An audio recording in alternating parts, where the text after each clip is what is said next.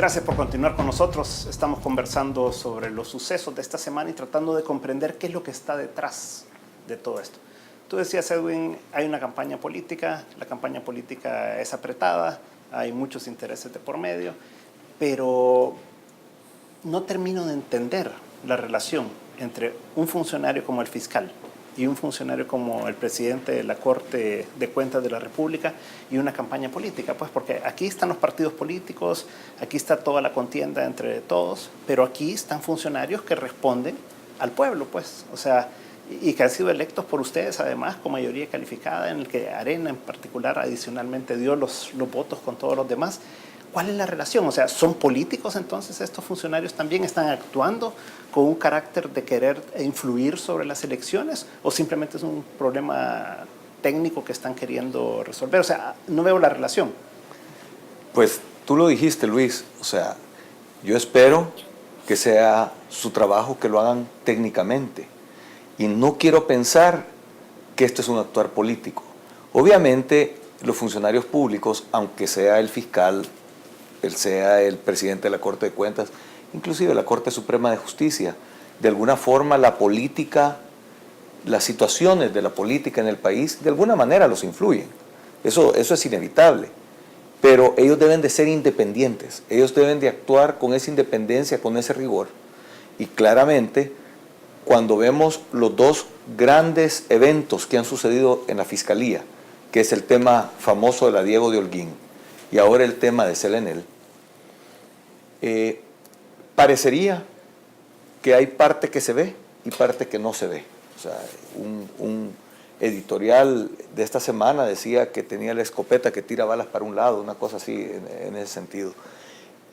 Realmente, Ana Vilma, creo que lo mencionó hace un momento, ¿por qué en el caso de la Diego de Holguín no se investiga desde su origen? ¿Por qué no se investigan los funcionarios que estuvieron desde su origen, sino que es solo un segmento?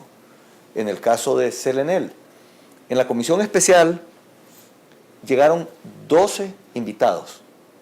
Todos eran funcionarios del gobierno del presidente Flores. Aclarando, es la comisión especial de la Asamblea Legislativa que tú presidís. La comisión especial en que yo participo en la Asamblea Legislativa. Pasamos aproximadamente 6 meses trabajando, escuchando las ponencias de todos los invitados. La comisión, particularmente el presidente de la comisión y un equipo con quien él trabaja, hicieron una propuesta de quiénes serían los invitados. Nosotros como Arena llevamos nuestra propuesta. La propuesta de ellos incluía solo funcionarios del gobierno de Francisco Flores. Nosotros dijimos, ok, está bien, necesitamos escuchar a estos funcionarios porque fue cuando se hizo el contrato. Pero además necesitamos escuchar a los funcionarios del gobierno del presidente Saca y del presidente Funes, porque es en estos gobiernos donde se manifiesta el conflicto. O sea, donde comienza el arbitraje fue en el gobierno del presidente Saca, donde se sostiene el arbitraje y se va al arbitraje fue en el gobierno del presidente Saca, y el desenlace de todo este arbitraje y la posición tan firme, tan categórica de parte del presidente es en este gobierno. Entonces, lo razonable para nosotros era escuchar la versión de ellos también. Pues los otros miembros de la comisión se opusieron sistemáticamente a que estas personas llegaran. Yo termino sin comprenderlo, porque lo que vimos en la comisión, los documentos que nos llevaron, los testimonios que dieron, y cabe decir que los documentos que este servidor pudo conseguir, inclusive afuera de la comisión, nada revela todas las conclusiones que llegó el informe de la comisión. Por eso es que Arena no lo firmó, presentamos nuestra propia posición, porque ese informe de ninguna manera refleja lo que nosotros vimos en los testimonios de las visitas y en los documentos que nos hicieron llegar. Entonces saltan a unas conclusiones que nosotros desconocemos el proceso de cómo fue que llegaron a ellas. ¿Y son iguales que a las que llega el fiscal general también o no? Muy parecidas, muy parecidas. ¿Y entonces, cuáles son así en síntesis? Y son las mismas que señaló el presidente de la República en enero. Entonces, ¿qué cosa que en enero el presidente señala de una forma, la comisión sale con las mismas conclusiones, que era lo mismo que los miembros de la comisión decían cuando la comisión se acababa de establecer.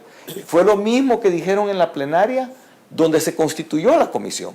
Entonces, es como que ya había algo preconcebido desde que el presidente habló, ya había algo preconcebido cuando se formó la comisión, ya había algo preconcebido cuando produjeron el informe, y, según entiendo, el fiscal y su equipo utilizaron como insumos también el informe de la comisión. De hecho, llegó el presidente de la Asamblea, Sigfrido Reyes, a entregar documentación al fiscal. Una cosa que para mí era inédita. Yo no sé si eso había sucedido antes, pero llevó toda esa información. Entiendo que lo ocuparon como elementos para su investigación. Realmente había una barbaridad de documentos y útil sería. Ahora, lo sorprendente es que llegamos a unas conclusiones parecidas también. Cuando a mí me dicen que estos funcionarios están siendo acusados de peculado, primero, es una palabra extraña, una palabra legal, pero lo que esto quiere decir es que una persona se apropió de fondos del Estado para beneficio propio o los desvió para beneficio de terceros. O sea, se robó dinero. Se enriqueció. En salvadoreño. En salvadoreño. Pero la prueba de peculado es que hubo una transferencia de dinero o que hubo evidencia que te dieron efectivo. Y de eso es de lo que los acusan. Y de eso los acusan. A estos funcionarios los acusan de peculado.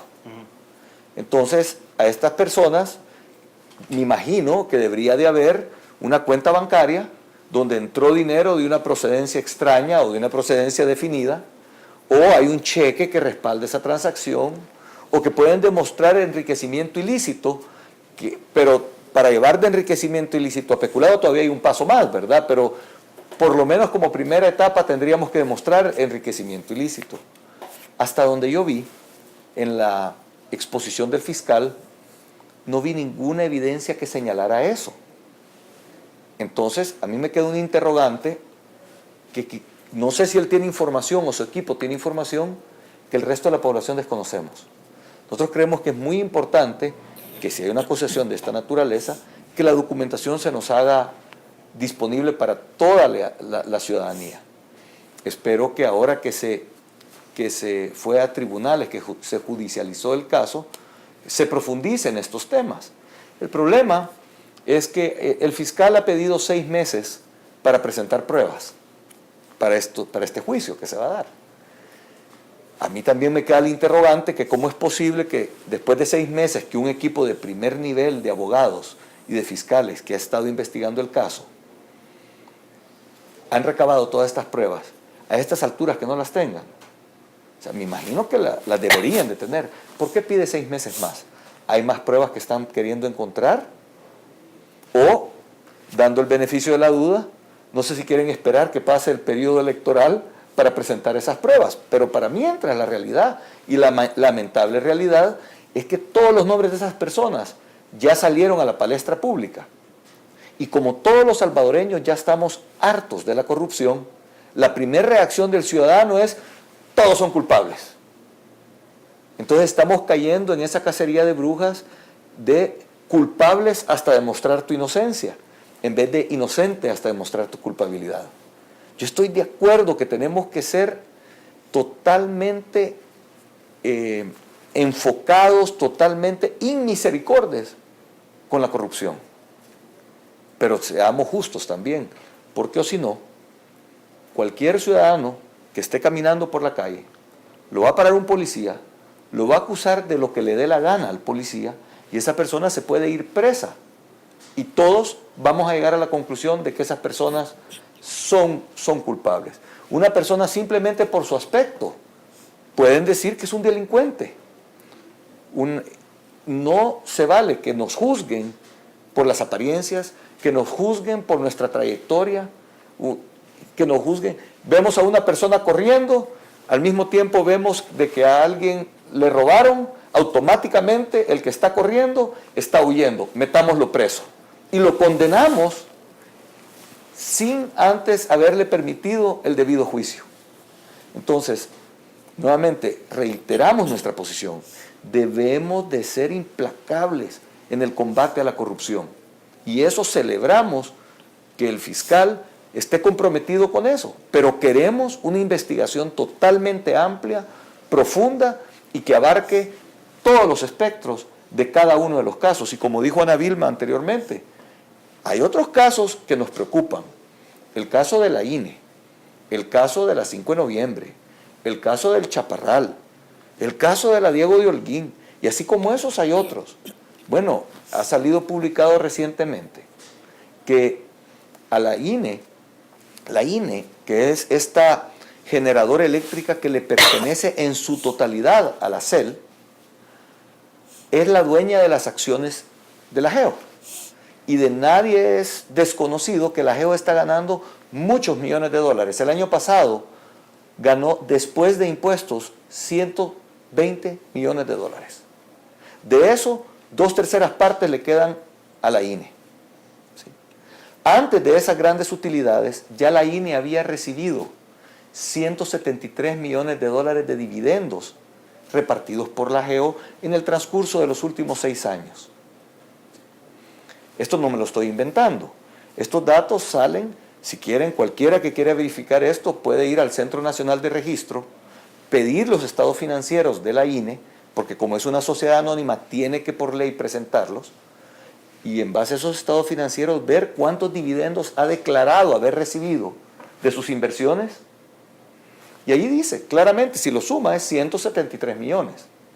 Si a eso le sumamos las utilidades de la propia INE, que están reflejados en esos mismos estados financieros, la INE ganó 36 millones de su propia operación, un total de 209 millones de dólares. En 6 años. En 6 años.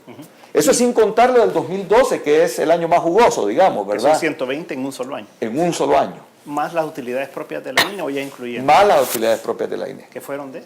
Sí, no me recuerdo, pero andan alrededor de 5 millones de dólares. Okay. Pero bueno, el tema aquí es que si vemos esos 6 años, en ese mismo periodo, la dueña de la INE es la CEL, y se supone que toda la riqueza o todas las utilidades que recibe la INE se le tienen que trasladar a su dueña, a su accionista totalitario, porque ni siquiera es mayoritario.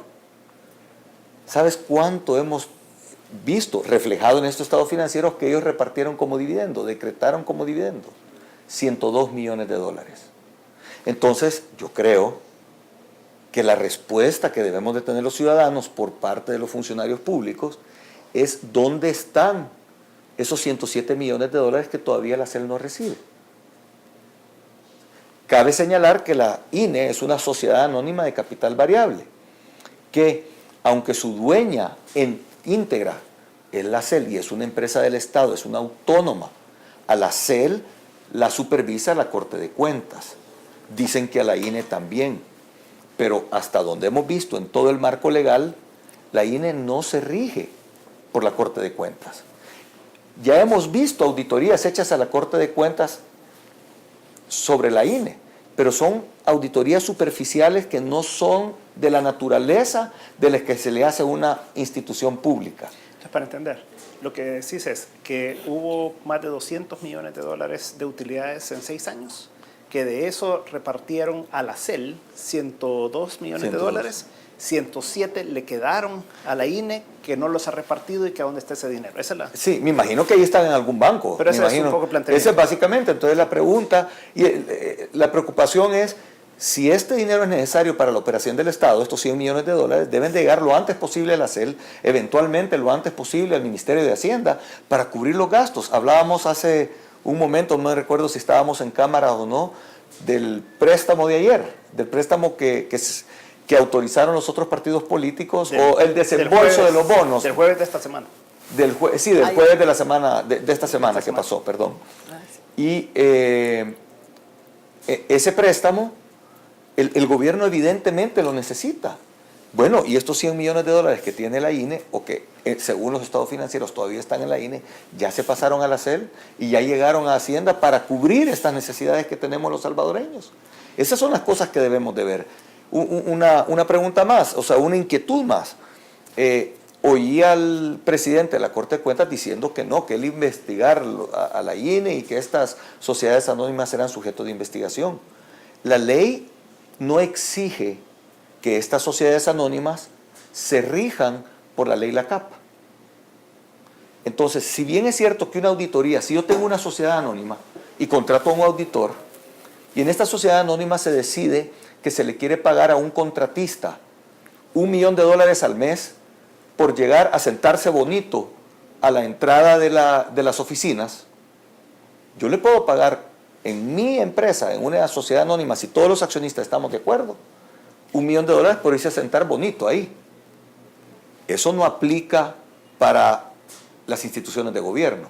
Hay un proceso de licitación, hay un proceso, un rigor que cómo es que se otorgó ese contrato y para qué le sirve y cómo está el presupuesto vinculado.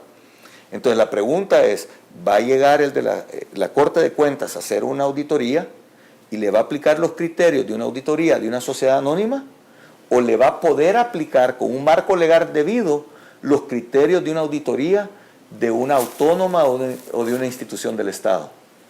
Bueno, vamos a un corte comercial y retomemos, Ana Vilma, del punto de los dividendos que llegaron a CEL y si eso se ha trasladado al Ministerio de Hacienda, porque al final de cuentas el dueño debería de ser el Ministerio de Hacienda de todos estos recursos. En un momento estamos de nuevo con 361 grados.